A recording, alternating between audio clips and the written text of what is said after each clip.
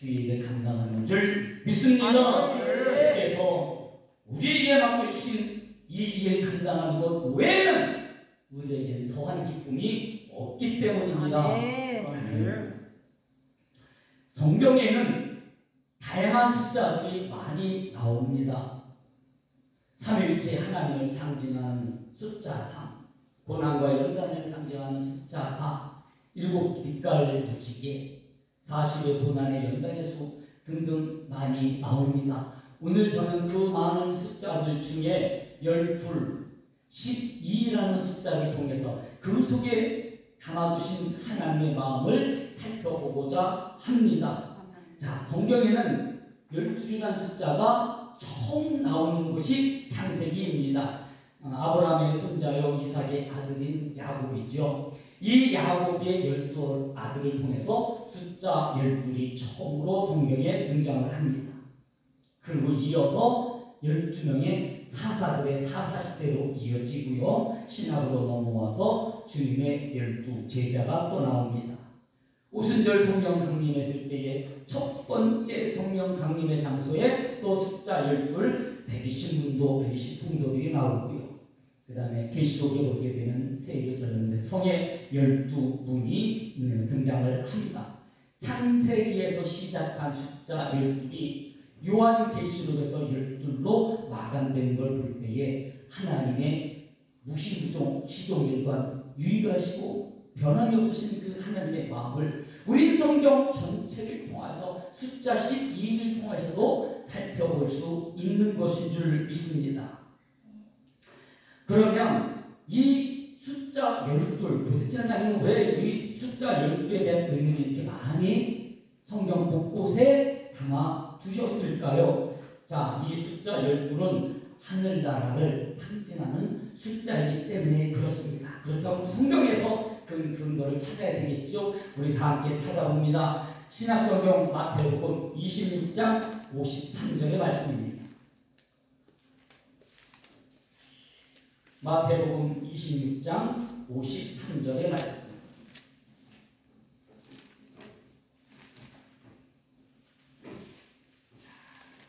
제가 받도록 봉독합니다. 너는 내가 내 아버지께 구하여 지금 12영 더 되는 천사를 보내시게 할 수 없는 줄로 생각하느냐. 아멘. 이 주님께서 제자들에게 하신 말씀입니다. 그런데 이 말씀이 왜 대단하냐 하면요, 왜 하늘나라의 구주의 비밀을 알 수 있냐 말씀드릴 수 있느냐 하면 예수님 당시에 유대인들에게 있어서 천국의 구조는, 천국의 숫자는, 천국을 상징하는 것은 숫자 7이었어요. 그래서 7 천사장이 있고 천국도 그런 모양으로 7 하늘로 되어 있는 줄 알고 있는 것이 예수님 당시에 유대인들의 신앙관이었습니다. 그런데 주님은 그 7 하늘이 아니라 하늘은 12를 12영 되는 천사국으로 되어져 있다라고 구체적으로 밝혀주셨다는 사실입니다. 그래서 이것이 계시록에 가는 새 예루살렘 성도 어떻게 돼요? 12문으로 되어지잖아요. 이런 상징성들을 통해서 하나님이 우리에게 더 가까이 하나님께 나아가기를 원하신다는 사실입니다. 12영왕은 한 대체로서의 영을 생각하시는 분도 계시는데 예수님이 말씀하신 12영이라는 이 영이라는 표현은 군대 조직을 말합니다. 어떤 군대 조직의 어떤 단위를 말하는 것이기 때문에 굉장히 큰 범위를 얘기합니다. 자, 첫 번째 그러면 야곱의 12아들을 살펴봅니다.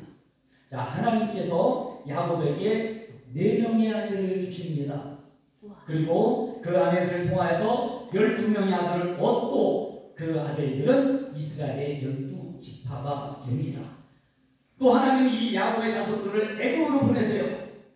거기서 아주 그냥 왕성하게 번성하여서 60만의 거대한 한 민족으로 번성케 하시고 그 다음에 번성하니까 다음에 이제는 가나안으로 이끄십니다. 약속의 땅이요 축복의 땅이었습니다. 왜 그러냐 하면 그들의 조상 아브라함에게 하나님이 최초로 언약하셔서 내가 내 자손을 다시 이 땅으로 돌아오게 하리라. 하나님이 약속하셨기 때문에 신실하신 하나님은 그 약속을 지키셔야 했습니다. 그래서 이스라엘 백성과 애굽을 떠나서 다시 가나안으로 이끄십니다. 그래서 모세를 때에 맞게 준비하셨다. 쓰셨고 40년 광야 생활이 있었어요. 이스라엘 백성들이 어찌됐든 간에 요단을 건너 가나안에 들어가는 것을 우리는 성경을 통해 알고 있습니다. 그런데요, 가나안에 정말 들어갔을까요? 단언컨대 아무도 가나안에 들어간 사람이 없습니다. 그러면 제가 왜 어떤 근거에 입각해서 이렇게 당하게 말씀을 드릴까요? 예, 이스라엘 백성들은 표면적으로는 건너갔습니다. 그러나 그들의 몸만 건너갔을 뿐 그들의 마음은 광야에 머물렀습니다. 애굽에 머물러 있었습니다. 보라와 250족장들의 반역을 통해서 알 수 있었고, 루벤 지파와 갓 지파가 우리는 소와 양이 많아서 가나안에 안 갈라니까 여기 있으라니까 난 우리는 요단 안 걸러 갈랍니다. 가나안에 간 이스라엘 백성들도 어떻게 했어요? 애굽을 추억하고 자기 조상들이 하나님을 추억하면서 하나님 섬기기보다 가나안 칠족들이 섬기는 우상들을 더 가까이 섬기는 우를 봉하더라 이 말입니다. 몸은 건너갔지만 정작 그들이 같이 건너가고 본질적으로 건너가야 될 그들의 마음은 건너지 않았다는 사실입니다. 이게 왜 중요하냐면요, 이스라엘 백성들이 출애굽을 했습니다. 홍해를 건넙니다. 홍해를 건널 때에 이스라엘 백성들은 그냥 몸만 건너갔습니다. 그러나 요단강을 건널 때에는 하나님이 주신 말씀, 그 말씀을 담은 법궤를 제사장들이 메고 먼저 강을 건넜다라는 사실입니다. 하나님의 말씀이 있었고 하나님의 말씀이 함께 있었고 그 하나님의 말씀을 맨 제사장들이 요단 가운데 섰을 때에 흐르던 요단이 멈췄습니다. 흐르던 요단을 우리는 단순하게 강물로 알지만 요단을 건너는 이 지금의 지역적 특성은 범람 시기입니다. 요단강의 범람 시기이기 때문에 강물이 치고 넘치는, 흘러 넘치는 그런 때란 말이에요. 믿음이 없이는 요단을 밟을 수가 없는 때란 얘기입니다. 믿음이 없이는 이스라엘 백성들이 요단의 강을 건너갈 수 없었다는 말입니다. 광야에서 새로 태어난 세대는 하나님이 주신 율법과 계명으로 그들이 황무지 같은 마음을 개간하여서 비록 작지만 요단을 건널 수 있을 만큼의 믿음은 갖게 되었다는 것입니다.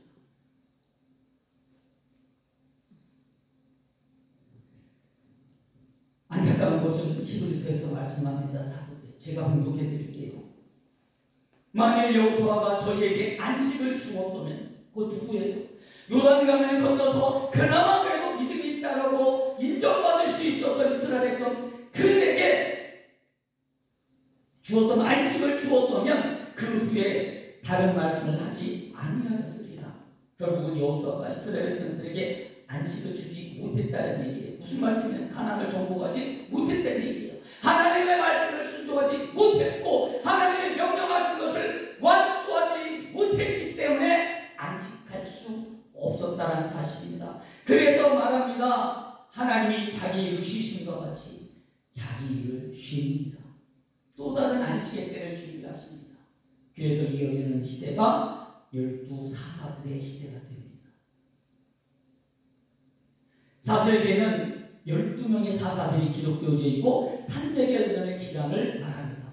사사라는 말은 판관, 심판, 재판 이런 의미를 가지고 있어요. 하나님의 말씀을 받아서 백성들 앞에 판단을 기준을 내렸다라는 의미를 담고 있지요. 가나안 땅에는 조상들의 광야 생활을 알지 못하는 또 다른 새로운 세대가 이제 태어나기 시작합니다. 여호수아와 함께 요단을 건너서 하나님의 여리고성을 무너뜨리고 아이성을 무너뜨리는 이런 놀라운 이들을 목도한 세대, 그 세대들조차도 이제는 죽고 여호수아와 함께 했던 기적을 보지 못했던 새로운 세대가 이제는 이스라엘 백성에 가득하게 되어져요. 그럼 어떤 일이 생깁니까? 이제 이스라엘 백성들은 그냥 자기 조상들이 전해준 말, 구전에 의해서만 들었던 하나님, 그 구전에 의해서 들었던 하나님 주신 계명과 율법을 지켜야만 되는 거예요. 세상에 생각해 보세요. 광야 40년 동안 또 이스라엘 가나안 정복사 그 수많은 시간들 동안에 얼마나 하나님은 적극적으로 이스라엘 역사에 이스라엘 사람들에게 개입해 주셔서 기사를 보여주셨고 표적을 보여주셨나요? 그거함에도 그들은 광야 40년 동안 하나님 믿지 못해서 다 죽고 가나안에 들어서 여리고성 초롱성을 무너뜨리며 수많은 전쟁을 치르면서 하나님께 함께 하신 증거들 보았음에도 불구하고 이스라엘의 지도자 여호수아조차도 하나님이 경계하신 그 말씀을 소홀히 하여 결국은 가나안 원주민들의 속임수에 속지 않습니까? 그러할진데 가나안에서 나고 자란 그냥 전설처럼 들은 하나님의 얘기를 가나안 세대가 어떻게 믿고 지킬 수 있었을까요? 그들은 믿음을 가지지 못했을 것입니다. 저 바로 윗세대까지만 해도 보릿고개라는 게 있었어요. 물론 저 세대도 있었지만 저는 그렇게까지 필절하게 느끼고 절절하게 느끼진 않았기 때문에 저보다 바로 앞선 세대의 말씀을 드리면 보릿고개가 어떻습니까? 보리싹 그거 새순나무 뜯어서 끓여 먹고 풀뿌리 끓여 먹고 나무 가지고 무도를 놓으면 그거 연한 거 그거만 선별해서 끓여 먹고 양식이 없어서 그런 얘기를 어른들을 통해서 할아버지를 통해서 들었을 거예요. 그런데 우리 세대가 그 보릿고기에 대해 과연 얼마나 공감할 수 있을까요? 그러면 우리 다음 세대는 그런 시스템을 얘기하잖아요. 쌀이 없으면 라면 먹으면 되지. 그런 얘기가 나오게 되는 것이 바로 가나안 세대가 지금 그런 입장이라는 사실입니다. 도대체 하나님이 어떤 분인데 도대체 그분이 주신 말씀 이게 나와 무슨 상관이 있을까? 가나안 이스라엘 백성이 가나안 세대는 그런 생각을 할 수밖에 없는 거예요. 오순절날 성령이 임할 것을 알고서 기다리는 거 아니거든요. 주님은 미래적인 시간으로 언제 올지 모르는 그 성령 아버지의 보내실 성령을 기다려라. 아멘. 예. 오대교 성도는 그 한 말씀 듣고 마가야 가까이 날마다 모였어요. 오늘 오시려나 내일 오시려나 이제는 오시려나 저자나 오시려나 낮에는 하늘 보고서 구름 보면 우리 집 나시리나. 그러다가 열흘이 차가지고 오순절 성령이 임했던 거예요. 그 성령이 받기 전까지 그 사람들은 초대교회 성도들은 성령의 존재에 대해서 알 수가 없었어요. 왜? 그때 처음 임하신 거니까 이 땅에. 마찬가지로 가나안 세대가 그런 입장에 지금 놓여 있다는 사실이에요. 자, 그럼 이게 왜 중요할까요? 사람은요 눈에 보이는 것을 통해서 인식을 하고 그 인식함을 통해서 행하게 됩니다. 하나님은 아버지가 알려주고 할아버지가 알려준 하나님은 이러이러하신 분이야. 홍해도 갈랐고 뭐 요단도 멈추게 하셨고 여기도 무너뜨렸어. 그런데 그들은 전혀 실감할 수 없어요. 그런데 옆 동네를 보니까 어느 날은 송아지 잡아서 제사 드리고 어느 날은 일식 공양을 해서 자기 신을 섬기는데 그게 제법 혼나 보여요. 뭔가 경건해 보이고 뭔가 위험이 있어 보이고 사실 이방 종교들은 그런 어떤 외식적인 걸 굉장히 강조하잖아요. 그러니 이스라엘 백성들은 막연한 하나님에 대해서보다는 이 시기도 괜찮을 것 같은데 피부에 와닿네. 그럼 나 잠깐 하지 뭐 하면서 보고 들은 정말 피부에 와닿는 이방 신 섬기는 이방 족속들의 구습을 따라갈 수밖에 없었던 거죠. 그냥 좋아서 섬긴 게 아니라 그렇게 하니까 이렇게도 하는구나 따라가는 거예요. 그래서 영적인 지식이 없으면 망한다 성경은 말씀하죠. 우리는 그래서 하나님의 말씀을 즐겨 들어야 됩니다. 힘써서 들어야 됩니다. 그래서 예배를 하니까 우리에게 너무나 소중한 것입니다. 이 성주한테 통해서 시간마다 주신 그 말씀들이 우리 내리 안에 새겨지고 신비에 새겨져서 우리가 잊어먹은 것 같지만 결코 아닙니다. 성령께서는 그 말씀을 통하여 내가 힘을 얻을 만한 그때 생각나게 해주신다 했습니다. 기억나게 해주신다 했습니다. 떠오르게 해주신다 했습니다. 그래서 우리가 세상을 이길 수 있는 힘을 하나님 주신다 약속하셨습니다. 아멘입니다. 우리는 이 시간으로 오늘도 살아갑니다. 아멘. 사사기를 통해서 알 수 있는 것은 그때마다 필요할 때마다 하나님이 사사를 보내셔서 하나님의 뜻을 보내주시고 하나님의 말씀 알려주셔요. 근데 이게 왜 맥혀 들어갔냐면 이방신을 섬기니까 하나님께서 뭐라 했어요? 너희 곁에 가시가 될 거고 너희 발에 올무가 될 거다 한 대로 그들에게 어떻게 돼요? 처음에 좋아서 너희도 와 분명히 그랬을 거란 말이에요. 왜 융합시키려고. 그러나 정작에 그들과 함께하니까 이제는 압제를 합니다. 돈을 뺏어갑니다. 종으로 부립니다. 그러다 보면 하나님 너무 힘들어요. 우리가 하나님을 몰라서 잠깐 다른 길에 갔었는데 잘못했어요. 용서해 주세요. 회개하면 하나님이 알았다 하면서 사사를 보내셔서 하나님이 말씀을 주시고 그 말씀에 순종하면 이방 족속을 물리쳐 주시고 평안한 때를 주십니다. 12명의 사사지만 그 12명은 한 사람입니다. 왜냐하면 그 사사들이 나타난 목적이 뭐예요? 이스라엘의 불순종과 이방 민족의 압제, 그래서 하나님이 그들의 회개를 들으시고 구원해 주시는 이 사이클이 한 사이클이거든요. 한 사람을 보내신 것과 일반이란 얘기입니다. 그래서 12는 절대 12이 아니라 하나인 것입니다. 새 예루살렘 성에 12문이 있지만 12개의 새 예루살렘 성이 아니라 하나의 새 예루살렘 성에 문이 12개인 것입니다. 처해 있는 환경은 분명 달랐지만 반복되는 이스라엘 백성들의 불순종과 우상숭배, 이 속성 때문에 하나님은 12명의 사사를 보내시게 됩니다. 구약의 역사는 사람 보기에 시대적 상황이나 형편이 다른 것 같지만 본질상은 하나입니다.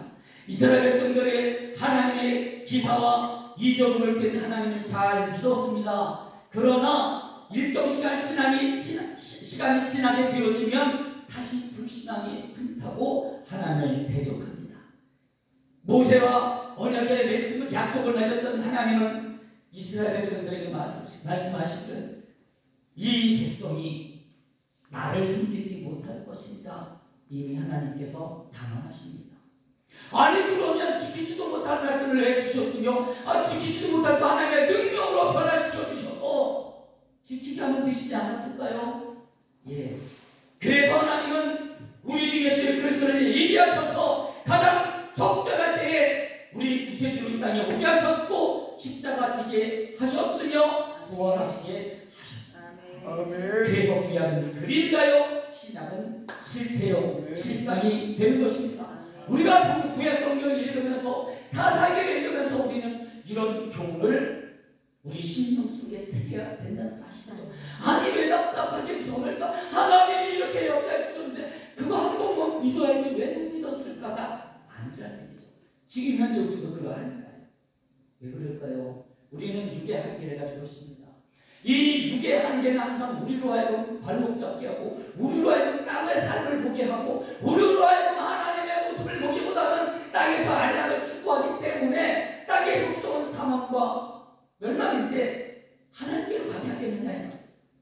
우리는 이걸 딛고 일어서야 되기 때문에 성경은 어떻게 말씀하십니까? 울며 씨를 보이러 나가라. 그러면 기쁨으로 당을 거두리라. 아멘. 우리 신앙생활에 평안할 수 없습니다.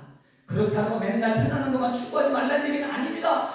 안락함과 편안함도 있습니다. 그러나 그것이 전부는 아니라는 거죠. 아멘. 우리는 하나님의 말씀에 입각해서 상황과 형편이 어찌하든지 그것을 변명하지 않습니다. 핑계하지 않습니다. 그 형편에만큼 우리는 자족하는 법을 배웠기 때문입니다. 아멘. 우리 안에 성령이 계셔서 자족할 수 있는 지혜를 그 마음의 형편을 주셨기 때문에 우리는 감사함으로 이 모든 일들을 감당해냅니다. 남들이 할 수 없고 남들은 기피하는 일이지만 우리는 기쁨과 감사로 갑니다. 예수께서 앞서 행해 주셨기 때문입니다. 길이 나 있으면 그 길을 따라만 가면 돼요. 저 길을 내는 것이 어려운 것이죠. 그 어려운 일을 우리 주님이 해주셨는데 우리가 하나님과 예를 순종하여서 그 길 못 갈 이유가 없습니다. 이어서 12 제자로 넘어갑니다. 주님은 많은 제자들 중에 12를 따로 부르셔서 구별하시고 사도라 칭하십니다. 많은 제자들 중에 왜 12명만을 사도로 그렇지 않으셨을까요? 더 큰 능력을 허락하셨더라면 더 큰 일들을, 더 많은 일들을 할 수 있지 않았을까요?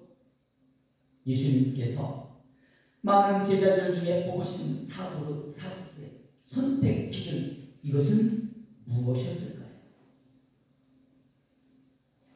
누가복음 6장 12절 이하에 제가 공독합니다. 예수께서 기도하시러 산으로 가사 밤이 맞도록 하나님께 기도하시고 밝음에 그 제자들을 부르사 그 중에서 12를 택하여 사도라 칭하셨으니, 다시 말해 주님, 아유 넌 마음에 들어 사도해, 너도 마음에 들어 사도해가 아니라 근본 하나님과 하나이시며 하나님의 아들이셨지만 아들된 입장에서 그리스도로서의 삶을 감당하셔야 되겠기에 하나님께 먼저 기도하셨다는 사실입니다.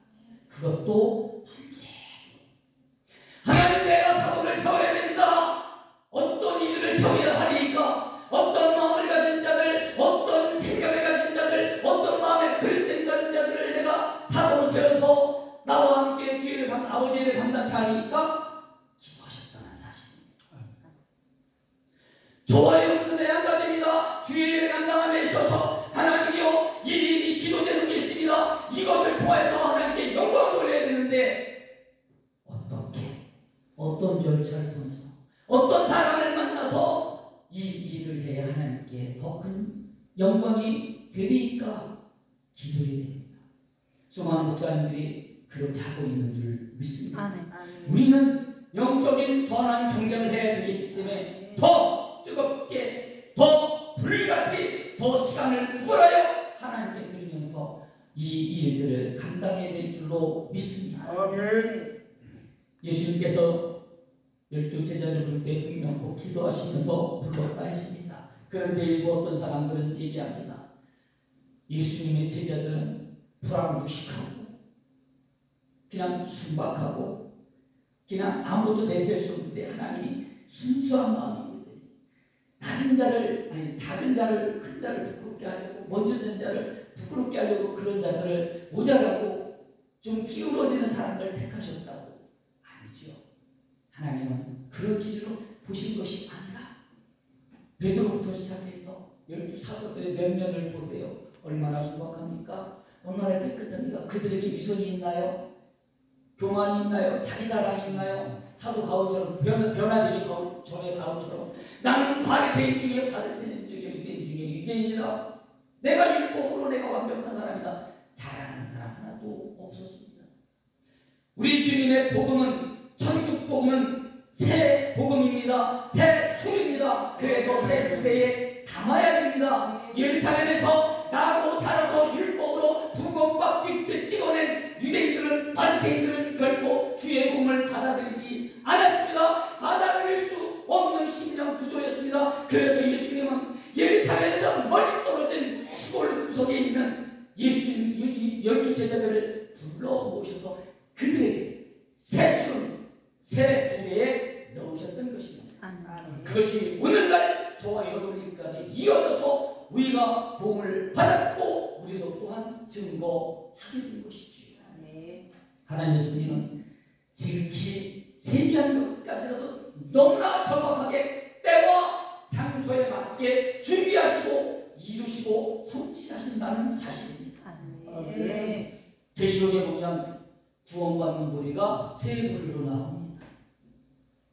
먼저는 14만 4천이요, 둘째는 순교자, 목베 일어서 순교한 순교자들이요, 셋째는 흰옷 입은 셀 수 없는 거룩한 백성들이라 말씀을 하십니다. 그래서 어떤 성경을 절반만 이해하려고 하는 사람들을 보면은 그 14만 4천만 양 완전히 모르겠어 그것만이 전부있냐는 얘기죠. 어떤 사람은 성경을 신학적 해석을 접목시켜가지고 조금만 남들이 알지 못하는 걸 알게 되는, 내가 엄청난 비밀을 깨달았으면 내가 최고야. 와 내가 세미나 이렇게 불러보아요. 가보면 아무것도 아니에요. 개미 뒷다리, 모기 뒷다리 박사. 사람은 작은 것에도 그렇게 자기를 드러내고 자랑하려 합니다. 아니지요. 예수님께서 모든 사역 제자를 선택하신 모든 과정이 성경의 계시로 통해서 구원받은 우리를 하나님의 암시적으로 상징으로 말씀하신 것이 어떤 일입니까? 모든 것이 예수 그리스도로 인하여서 이루어진 미래적인 천국에 대한 그림자인 것이죠. 예표요 예시인 것입니다. 구약을 통해서 야곱의 12아들은 신약의 그림자로서 야곱은 예수님의 상징이요 12아들은 예수님의 12제자의 상징을 하죠. 12제자가 나가서 복음을 전합니다. 그 복음을 전해서 얼마나 많은 전세계에 헤아릴 수 없는 수많은 힘을 입은 거룩한 구원받은 백성들이 나오게 되나요? 야곱의 12아들이 바로 이런 계시록의 구원의 수를 미리 품고 있더라 이 말입니다. 하나님은 그래서 구약에나 신약에 따로 계신 것이 아니라 동일하신 하나님이고 우리가 그분을 깨달을 때에 진리 안에 더 가까이 나아가게 되는 줄 믿습니다. 아멘. 자, 12제자를 봤는데 우리가 잠깐 또 살펴볼 것이 12제자만 세운 줄 아는데 70명을 또 따로 부르세요. 그래서 그들을 또 따로 파송시키세요. 그것도 둘씩 묶어서 뭐 아시는 바대로 둘씩 묶는 거는 말씀에 짜게 있으니까 그걸 상징한다 하고 그럼 70명은 어떻게 될까? 왜 70명을 또 뽑으셨어요? 아예 그냥 70명 사고로 칭하셨으면 됐는데 왜 성경을 보니까 그것도 역시 야곱의 12아들로 올라갑니다. 야곱의 12아들이 요셉을 통해서 애굽을 내려갈 때 어떻게 돼요? 야곱의 손자들까지 70명이 가더라고요.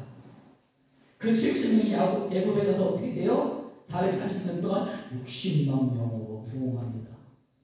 그 60만 명이 가나안으로 가죠. 가나안은 우리가 아는 거 영적인 천국이 되죠. 결국은 예수 그리스도로 인하여서 구원받는 사람들의 천국 가는 상징이 야곱의 12아들의 그림자로 실상으로 연관이 되더라 이 말입니다. 하나님은 이 세상 것까지도 우리는 알고 깨닫고 사모함으로 나아가게 한다는 그 말씀입니다. 70인의 제자는 신학 때 12사도와 오순절 마가다락의 120문도로 또 이어지게 됩니다. 이제 살펴볼 터인데요. 고린도전서 15장 5절에 보게 되어지면 주님 승천하십니다. 몇 명이 뭐냐면 500여 명이 봤대요. 근데 그럼 그 500여 명이 분명히 첫날에는 마가다락방에 갔을 거예요. 그러나 오순절날 성령을 받는 사람은 120명. 왜 120명, 500명과 120명을 제가 굳이 말씀을 드렸냐 하면, 자, 12명의 제자, 사도가 있었죠. 70명의 제자가 있었습니다. 이것만 해도 어떻게 83명이에요.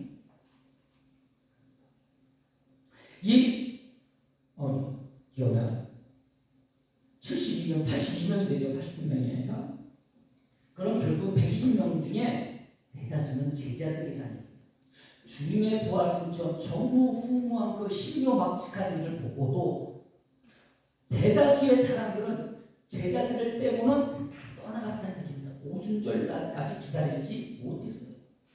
주님께서 3년 공생하실 때도 그 많은 복음을 전하실 때도 분명히 뭐라 말씀하셔요? 제자들을 따로 불러서 그러니까 우리 주님께서 복음 전한 대상은 제자들이었고 오순절날 성령 받은 주인공도 역시 제자들이랍니다. 그러므로 오늘날 복음을 전하는 저와 여러분도 제자된 자부심과 긍지로 주의 심장 가지고 복음을 전해야 된다는 말입니다. 이 말씀이 이 시간에 영상을 통하여 청년 모든 주여러분들 성도님들 나는 목사님 성령을 받았으면 주의 증인입니다. 그렇기 때문에 동일하게 제자되는 그 마음들을 가지고 계시는 곳곳에서 복음 증거에 증인된 삶을 사셨습니다. 아멘. 오순절날 120명에게 성령이 임합니다. 자, 첫사람 아담은 육을 가진 자로서 생명이었습니다. 그런데 범죄함으로 죽었어요.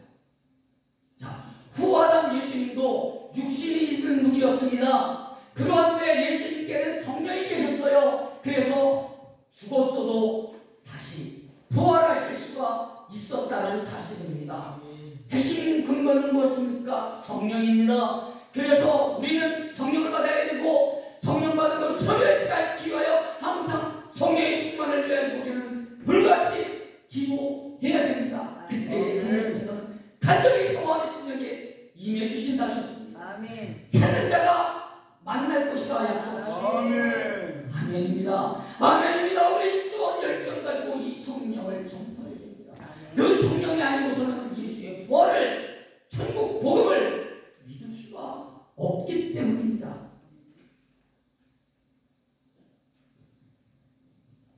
예를 들어 말씀을 드립니다. 우리 사도 베드로를 한번 생각해 볼까요? 아주 최고의 어부입니다. 갈릴리 바닷가에서 나고 자랐습니다. 그 누구보다 갈릴리 물길을 잘 압니다. 어종도 잘 압니다. 어디가에 고기가 있고 어떻게 해야 고기를 찾는지 너무나 잘 아는 사람입니다. 근데 그 모든 지식 중에 가장 뛰어난 지식이 뭔지 아세요? 베드로가 알고 있는 가장 바다 갈릴리 바다에 대한 가장 뛰어난 지식? 예, 물에 들어가면 빠진다는 거. 그렇죠? 물에 들어가면 빠져요. 베드로가 알고 있는 가장 큰 지식입니다. 그런 베드로에게 예수님께서 물 위를 걸어오는 걸 보여주셨어요. 베드로는 자기가 평생 가지고 있던 지식, 자기가 평생 가지고 있던 경험이 한순간에 다 날아가버린 겁니다. 물에 빠지지도 않을 수도 있구나. 물 위를 걸을 수도 있구나. 내 스승님이 보여주셨다. 내 뜻 못해요. 주여 나도 오게 해주십시오. 이 얼마나 큰 믿음입니까? 보는 게 다 배우는 거란 우리 말도 있잖아요. 성령은 우리에게 이렇게 사람의 생각으로, 사람의 경험으로 할 수 없는 것들을, 비교할 수 없는 것들을 반전시켜서 깨닫게 해주시더라 이 말입니다. 이것을 우리는 성령으로 인증받는다 얘기하죠. 그 성령이 내 안에 확실하게 불도장을 찍어주시면 그 누가 와서 나를 미혹하고 유혹하고 예수를 떠나가 해도 절대 내 목숨과 맞바꿀지언정 나는 예수님 품 안에 있겠습니다라는 신앙을 합니다. 초대교회 수많은 성도들이 그래서 수련교회를 갈 수 있었지요. 새 예루살렘을 살펴봅니다. 계시록의 새 예루살렘 성에는 문이 있는데 12개입니다. 동서남북에 3개씩. 그런데 그 문은 진주로 만들어졌어요. 진주라는 보석은 모든 보석 중에 유일하게 샘물에서 나옵니다. 다른 광물질은 다 무균으로서 나오잖아요. 고통과 인내의 상징이죠. 우리가 이 땅에서 예수님 때문에 당한 그 모진 애매함, 억울함, 고난, 이것을 하나님은 진주에 상징하셔서 우리가요, 우리 구원이 진주와 같은 것이 되는 것이죠. 그래서 복음서에서 진주를 구하는 장사의 비유를 들어서도 말씀을 하신 줄로 압니다. 그런데 이 12진주는 또 우리가 의미 있게 볼 것이 있는데요. 12진주문에는 12지파의 이름이 기록되어 있다고 합니다. 물 한 모금만 마시겠습니다.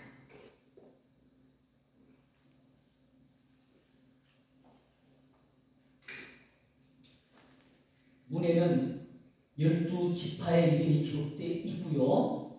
그 문을 세우는 기초석이 있습니다. 이 기초석은 12사도의 이름이 기록되어 있어요. 대부분의 목사님들이나 신학자들은 12지파나 12사도를 같은 맥락 하나로 봅니다. 그러나 성경은 분명히 다른 것을 보게 됩니다. 왜냐하면 문과 기초석은 전혀 달라요. 기초석이 있어야 그 위에 문을 세울 수 있습니다. 12사도는 신약의 사람이지만 먼저요, 그들은 하나님께 인정받은 자라는 사실입니다. 신약을 사는 저와 여러분들은 비록 구약의 사람들보다 늦게 왔지만 성령을 우리는 먼저 받았기 때문에 우리가 하나님 편에서 볼 때는 먼저 된 자요, 장자요, 칭찬받을 자의 자리에 있는 것입니다. 이것을 또 우리가 어떻게 할 수 있을까요? 예수님께서 십자가 달리셔서 내려오셨을 때 어디로 가십니까? 음부에 가셔서 노아의 때에 죽은 자들에게 복을 드린다 하십니다. 왜 특별히 노아의 때라고 특정했을까요? 구약의 사람, 구약의 모든 사람을 통칭하는 상징이 바로 노아 때에 죽은 사람입니다. 그래서 먼저 된 자가 나중 되니 저와 여러분이 누린 복인 줄로 믿습니다. 이스라엘 백성이 하나님의 말씀에 순종할 때에 여리고성을 무너뜨렸습니다. 그때 여호수아 여호수아가 예언을 합니다. 여리고 성을 세우고 문을 세울 때에 막내 아들을 잃을 것이고 기초성을 세울 때에 장자를 잃으리라. 베델 사람 히엘이 정말 용감하게 여리고성을 축성하다가 여호수아의 예언대로 장자와 말제를 다 잃었던 것을 볼 수 있습니다. 하나님의 말씀은 영혼 구원과 직결되기 때문에 믿든 믿지 않든 하나님의 심판하지 않으면 정확하게 적용된다는 사실입니다. 아멘. 아닙니다. 우리가 그래서 하나님께 너무나 소중한, 두고 보기에도 너무 아까운, 정말 얼마나 우리가 귀하겠어요. 아무리 복음을 전해도 귀를 막고 듣지 않습니다. 아무리 성경책을 읽으면서 이것이 하나님의 말씀이요 약속이라고 얘기해도 눈을 가리고 보지는 않아요. 그러한 시대에 주여 하고 부르시고 기도하며 날마다 성전에 모여서 예배하며 주의 말씀 듣기를 즐겨하는 우리들을 보셨을 때에 하나님은 어떤 심정이실까요? 모르긴 몰라도 너무나 흡족해 하실 줄 믿습니다. 아멘. 이 모습 이대로 천국까지 아멘. 함께 가는 우리가 되질 줄로 믿습니다. 열두 사도와 열두 제자는 본질적으로 다릅니다. 왜냐하면 열두 제자는 혈육으로 맺어졌어요. 혈맥으로 맺어졌어요. 그러나 열두 사도는 혈맥이 아닌 영맥으로 맺어졌다는 사실입니다. 만약에 예수님께서 혈대를 중지하셨다면, 핏줄을 중요시하셨더라면 각 지파에서 한 명씩 제자들을 뽑으셨을 거예요. 그런데 그러지 않으시고 깊이 밤새워 기도하시면서 당신께서 감당하시고 또한 당신께서 올라가시고 이 땅에서 너희가 내 일을 감당해라 맡겨줄 믿을 만한 사람들만 택하여 세우신 것이 열두 사도예요. 그렇기 때문에 그들이 더 소중하다는 사실입니다. 이스라엘 민족이 열두 아들을 통해 만들어졌고 이스라엘 백성이 구원받는 과정, 그것은 오늘날 저와 여러분이 구원의 과정이라 말씀을 드렸습니다. 그러면 우리가 이 땅에서 꼭 해야 될 것이 무엇일까요? 꼭 해야 될 것, 그것은 예수 믿는 것입니다. 예수님이 나의 구세주인 것을 믿는 것입니다. 이 땅에서의 삶이 다가 아니라 이 땅의 삶을 다 챙겨 이 땅에서 행한 대로 심은 대로 천국에서 생각대로 갚아주신 하나님, 우리는 그분을 믿습니다. 아멘. 지상 천국만 얘기하면 땅에서 모든 것이 이루어진다고 하는 것은 지극히 비성경적이라는 사실입니다. 결론을 맺습니다.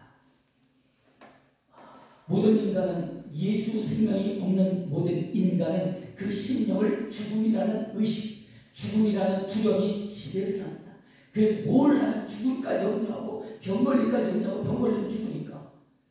그러나 하나님은 죽은 예수님을 다시 살리셨습니다. 이 부활의 표적을 주님의 제자들이 보았고 오비가 성도가 보았고 그것을 들은 수많은 믿음의 사람들이 성령 안에서 본 줄로 믿습니다. 우리는 이 믿음을 가지고 오늘까지 왔고 앞으로도 계속 전진할 것입니다. 성령의 역사심을 구하십니까? 예, 예수가 내 안에 계시면 그 성령께서 말할 수 없는 탄식으로 나를 위해 중보하시며 내가 주님을 위해서 해야 될, 마땅히 해야 될 일을 깨닫게 해주실 줄로 믿습니다. 그래서 우리는 어제나 오늘이나 동일하신 하나님, 그 하나님께 오늘도 나와서 예배하는 줄로 믿습니다. 성령의 역사를 통해서만 우리는 마음의 평강을 얻을 수 있습니다. 성령의 역사를 통해서만이 우리가 신앙을 든든히 할 수 있고 우리가 몸담고 있는 이 예배 초소도 든든히 설 수 있습니다. 사자야 굴에 들어간 다니엘도 환경보만 두렵고 떨고 걱정했어야 됐지만 전혀 그렇지 않았던 사실입니다. 너무나 많은 매를 맞아서 가만 죽을 뻔한 바울바시가 감옥에 들어가서 찬송했습니다. 이것이 성령의 사랑, 하나님의 사랑의 증거인 줄 믿습니다. 오늘 여러분, 이와 같은 일이 없을 수 있을까요? 당할 수 없습니다. 우리가 누리는 이 복음의 자유와 복음 전도의 자유가 언제까지 자유일지 모릅니다. 그러나 그때라도 우리가 외부적인 위협이 온다 할지라도 우리 믿음은 그때 드러나게 될 줄로 믿습니다. 아멘. 그 날을 지금부터 준비합시다. 아멘. 그 함께 준비하는 우리 주변의 동역자들 서로 독려해주고 위로해주고 힘을 북돋아줘서 주님께서 잘하였다, 충성된 종아, 착한 종아, 나와 함께 가자 라는 그 자리에 들어가야 될 줄 아멘. 믿습니다. 아멘. 제가 몇 가지 이제 내용을 읽어드릴 텐데 아멘은 하지 마세요. 그 다음에 제가 왜 그런지를 설명을 드릴게요.